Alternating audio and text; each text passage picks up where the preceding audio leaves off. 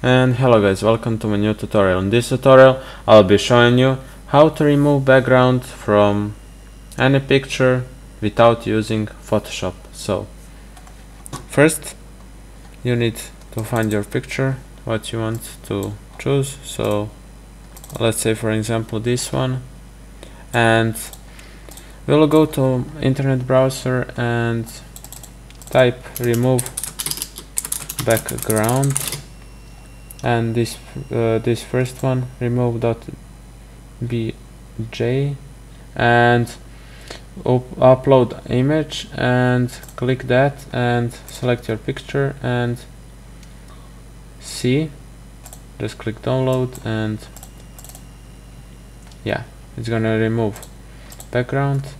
Also what you can do is, if you have an iPhone, you can just drag the picture and it will automatically make it transparent, but this is the best way how to do it. And if that site isn't working for you best, you can do Adobe and upload also, you see here.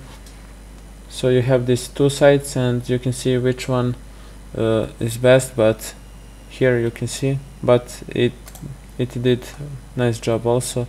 I don't think you can download it like this, but yeah, just click download.